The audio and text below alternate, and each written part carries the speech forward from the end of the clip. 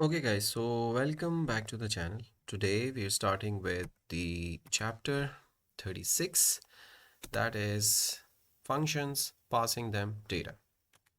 Okay, so as always, I've created a folder with the chapter number, that is chapter 36, and inside this chapter we have two files, one index.html and the other one is index.js. अच्छा जी, index.html के अंदर we have the title that says chapter number, that is chapter 36, and inside the body a paragraph that is chapter 36 and functions passing them data, and I've included the script as well, that is index.js, that is right over here. Okay, and inside index.js we have some notes for the lecture. Okay, so let me run this with live server. Okay, good. And let me close this one and collapse the Explorer. Okay, and let's open the console as well. And now we are good to go. Okay, so let's begin. First of all last video के अंदर हमने देख लिया था कि functions क्या हैं, हमें क्यों ज़रूरत है फंक्शन की, सिनेरियो हमने रियल वर्ल्ड देख लिया था और उसके अंदर हमने फंक्शन खुद से भी बना दिए थे। अच्छा जी, अब हम क्या कर रहे हैं कि हमारे फंक्शन, हमारे चैप्टर का नाम है पासिंग देम डेटा। अब मैंने आपको बताया था कि फंक्शन आपसे डेटा भी लेंगे। हाँ, कि आपका कोई भी सर्वेंट है या कोई भी बंदा है जैसे आप कोई काम करवाना चाहते हो, तो आप क्या कर रहे हो कि भाई जो काम करवाना है उसकी जो रिक्वायरमेंट है, जो चीज़ें उसको चाहिए, वो तो आपको उसको देनी है ना। ठीक है, तो वो जो चीज़ें हैं हम किस तरह देंगे, वो डेटा हम फंक्शन को किस तरह देंगे, आज के वीडियो में हम देख रहे होंगे। अच्छा जी, सबसे पहले एक कॉन्सेप्ट है जो कि इंटरव्यू का क्वेश्चन भी है, पैरामीटर वर्सेस आर्ग्यूमेंट। पैरामीटर क्या है और आर्ग्यूमेंट क्या है प्रोग्रामिंग के अंदर। अच्छा, the data inside the parenthesis in a function statement is known as parameter.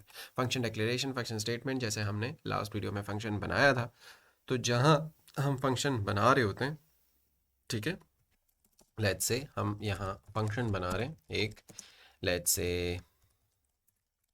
से हेलो, ठीक है, से हेलो हमने नाम दिया, ये पैरेंथेसिस खुलते थे जो कि मैंने आपको बताया था। तो पैरेंथेसिस खुलते हैं, उसके बाद बॉडी स्टार्ट होती है। तो ये जो पैरेंथेसिस है, इसमें वो डेटा जो फंक्शन को चाहिए होता है वो आप प्रोवाइड करते हैं। ठीक है, वो आपको फंक्शन बता देता है कि मुझे ये चाहिए। ठीक है जी, so the data inside the parenthesis in a function statement, ये फंक्शन स्टेटमेंट है। ठीक है, फंक्शन डिक्लेरेशन, फंक्शन स्टेटमेंट है, ये फंक्शन स्टेटमेंट है। ठीक है, तो ये फंक्शन स्टेटमेंट के टाइम यहाँ पे जो आपको फंक्शन बताता है कि मुझे ये डेटा चाहिए, उसको कहते हैं पैरामीटर।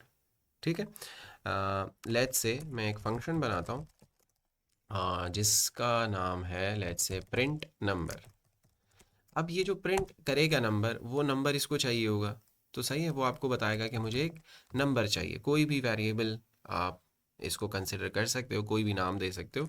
मैंने इसको नम बोल दिया है, सही है, आप नंबर, रिक्वायर्ड नंबर कुछ भी बोल सकते हो। सो ये यहाँ पे हमारे पास ये जो नम मैंने लिखा हुआ है, ये क्या है, ये है हमारे पास पैरामीटर। तो मैं यहाँ लिख लेता हूँ कि नम इज़ ए पैरामीटर। ठीक है, जो कि फंक्शन की रिक्वायरमेंट है, जो कि फंक्शन स्टेटमेंट के वक्त वो आपको बता देता है। अच्छा जी, दूसरी चीज़ है the data inside the parenthesis in a function call is known as an argument. अच्छा जी, सो हम यहाँ से पहले एक अलर्ट लगा के इस नंबर को, जो भी हमें मिलेगा, इस फंक्शन को मिलेगा, वो प्रिंट करेगा, ये अलर्ट करेगा। अब ये है हमारा फंक्शन कॉल, फंक्शन के नाम से हम उसको बुलाते हैं। तो प्रिंट नंबर हमारे फंक्शन का नाम है, पैरेंथेसिस के ओपन कर लेते हैं, क्लोज कर लेते हैं, ये होता है हमारा फंक्शन कॉल। तो अब हम देख रहे हैं प्रिंट नंबर को बुला रहे हैं, ये फंक्शन कॉल है। अब यहाँ से वो जो डेटा इसको रिक्वायर्ड था, एक नंबर इसको रिक्वायर्ड है, तो वो हमें प्रोवाइड करना होगा। तो लेट्स से मैंने यहाँ पे दिया 10, सो यहाँ जो 10 है, 10 इज एन आर्ग्यूमेंट। जो हम डेटा फंक्शन कॉल के टाइम प्रोवाइड करते हैं वो होता है आर्ग्यूमेंट, और जो फंक्शन हमसे डेटा फंक्शन स्टेटमेंट के वक्त हमें बता देता है कि ये मुझे चाहिए, वो क्या होता है, पैरामीटर कहलाता है। ठीक है, तो अगर मैं अब रन करूँ इसको तो हमारे पास 10 जो है वो आ चुका है। ठीक है, तो आई होप कि आप लोगों को क्लियर हो गया है कि नम यहाँ पे हमारे पास पैरामीटर है और जो 10 एक्चुअल वैल्यू जो मैं पास कर रहा हूँ वो हमारे पास आर्ग्यूमेंट है। तो इसको मैं ज़रा ऊपर ले जाता हूँ। ठीक हो गया? अच्छा जी, सो ये तो जस्ट मैंने आपको समझाने के लिए बोल दिया है।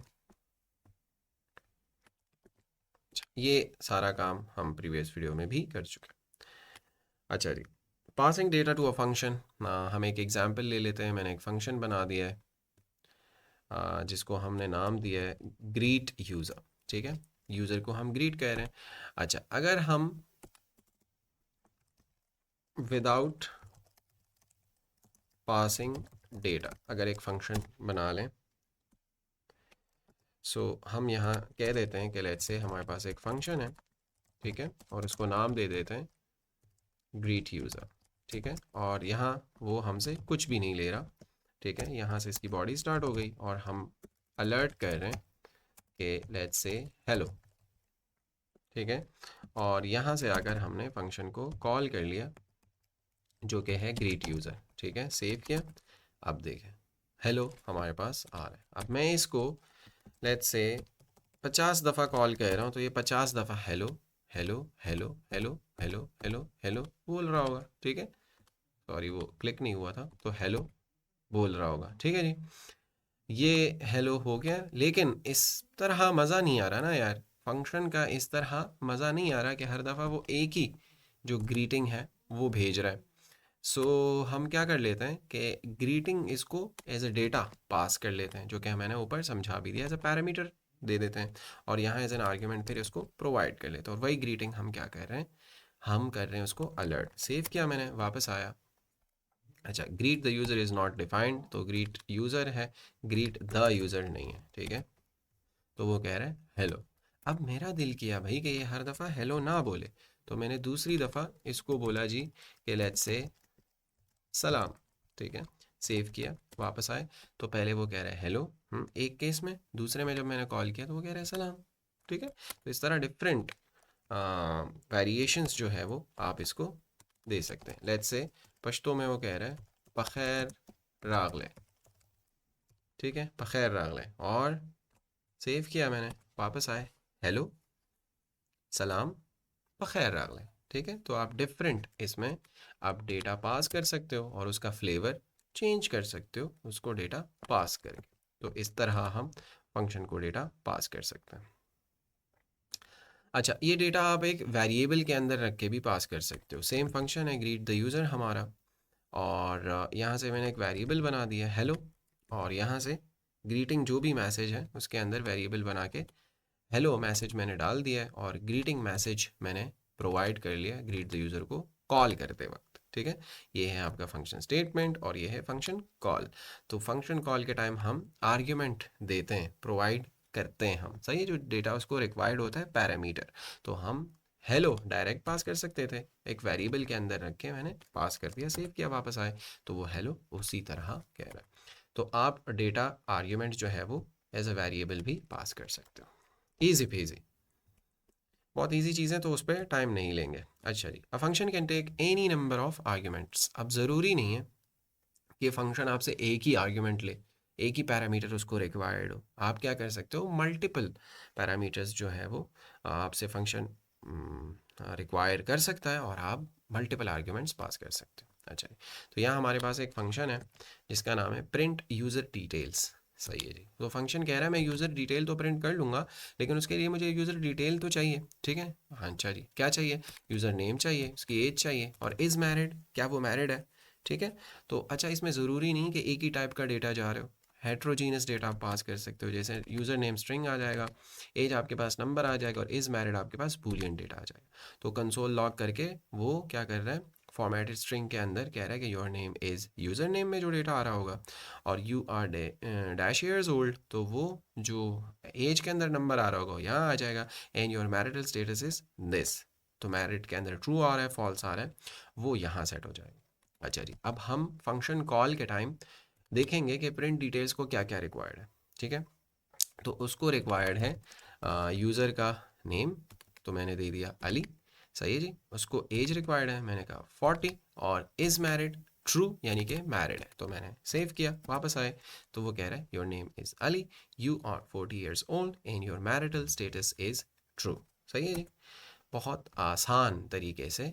तो यहाँ से हमारा कॉन्सेप्ट था कि फंक्शन को आप मल्टीपल आर्ग्यूमेंट्स भी पास कर सकते हो, ज़रूरी नहीं है कि एक पास करो। अच्छा जी, आर्ग्यूमेंट्स ऑर्डर डज मैटर। सो ठीक हो गया। फंक्शन ने आपसे कहा भाई कि मुझे चाहिए यूज़र नेम, एज और इज़ मैरिड, मुझे तीन चीज़ें चाहिए, और उसको वो कंसोल भी कर रहा है, जो कि मैंने एक्सप्लेन कर लिया। अच्छा, प्रिंट यूज़र डिटेल्स के अंदर फंक्शन कॉल के समय हम क्या कर रहे हैं कि हम उसको पहले 40 दे रहे हैं, फिर ट्रू दे रहे हैं, फिर अली दे रहे हैं। वैल्यूज़ तो हम सही दे रहे हैं, आर्ग्यूमेंट तो सही दे रहे हैं, लेकिन ऑर्डर में नहीं दे रहे।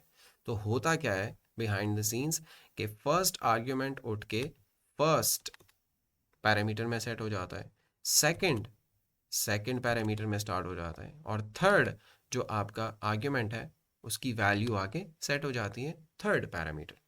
तो ऑर्डर डज मैटर। तो अब यूज़र नेम के अंदर आ जाएगा 40, एज के अंदर आ जाएगा ट्रू, और इज़ मैरिड में अली आ जाएगा। तो अगर हम इसको सेव करें और आ जाएं, देख लें। So your name is 40, you are true years old and your marital status is Ali. So keep in mind के आर्ग्यूमेंट्स ऑर्डर डज मैटर। सही है जी, आगे पीछे नहीं दे सकते। सही तरीका ऊपर था जो कि हमने देख लिया। अच्छा जी, if nothing is provided to parameter then it will be undefined. Obviously आपसे फंक्शन ने कहा कि मुझे यूज़र की डिटेल प्रिंट करने के लिए यूज़र नेम चाहिए, उसकी एज चाहिए, और इज़ मैरिड के अंदर एक वैल्यू चाहिए। तो भाई मैंने क्या किया कि मैंने दो चीज़ें उसको प्रोवाइड कर ली। लेट्स से मैंने प्रोवाइड किया उसको, लेट्स से यूज़र नेम दे दिया अली, और एज मैंने दे दी लेट्स से 40, और इज़ मैरिड मैंने नहीं दिया। सेव किया, वापस आए तो ये देखें, your name is Ali, you are 40 years old and your marital status is undefined. ठीक है, अगर मैं इस तरह कर लूँ, 40 दे दूँ पहले और फिर ट्रू दे दूँ, सेव कर लूँ, वापस आ जाऊँ, तो ऑब्वियसली फर्स्ट मैंने आपको बताया था फर्स्ट में सेट हो जाएगा, सेकंड सेकंड में सेट हो जाएगा। उसकी वैल्यू, ये एक्चुअल वैल्यूज़ दे रहे हो, यहाँ पे वेरिएबल्स हैं, तो वो आप सेट कर रहे हो। तो ऑर्डर मैटर करता है। आप ये नहीं कि मैंने ये प्रोवाइड नहीं किया है तो उससे उसमें आएगा। अब आप एक्सपेक्ट ये कर रहे हो कि नेम में अनडिफाइंड आएगा, हालांकि ऐसा नहीं है। फर्स्ट वैल्यू उसको नहीं पता कहाँ है, सो वो सीधा सीधा यूज़र नेम में डालेगा। लॉजिकली वो थोड़ी देखेगा, सही है, फर्स्ट फर्स्ट में डालेगा, सेकंड सेकंड में डालेगा। तो इस केस में ऐसा है कि आपने इज़ मैरिड प्रोवाइड नहीं किया है, सही है। तो आप सिर्फ फर्स्ट एक प्रोवाइड कर रहे हो, तो नेम के अंदर वो अली की जगह जो भी आप नाम देना चाह रहे हो ऑब्वियसली उसकी जगह 40 दे रहा है, और you are undefined years old and your marital status undefined, दोनों चीज़ उसको नहीं मिल रही, तीनों नहीं दोगे, सो ऑब्वियसली वो तीनों जगह अनडिफाइंड सेट कर लेगा। ठीक है जी, सो इस तरह आप ये समझ गए कि अगर आर्ग्यूमेंट को कोई आप आर्ग्यूमेंट में वैल्यू नहीं देते, सो वो पैरामीटर में अनडिफाइंड जो है वो सेट हो जाती है, और वही वैल्यूज़ फिर आपके पास प्रिंट होकर आती हैं। ओके, सो आई होप ये सारे कॉन्सेप्ट्स आपको समझ में आ गए होंगे। फिर भी आपकी कुछ क्वेरीज़ हैं, आपके कुछ क्वेश्चंस हैं, तो कमेंट में पूछ लीजिएगा। मैं कोशिश करूँगा कि वो आंसर कर लूँ। And that's it from this video. मिलते हैं नेक्स्ट वीडियो में। Till then take care everybody.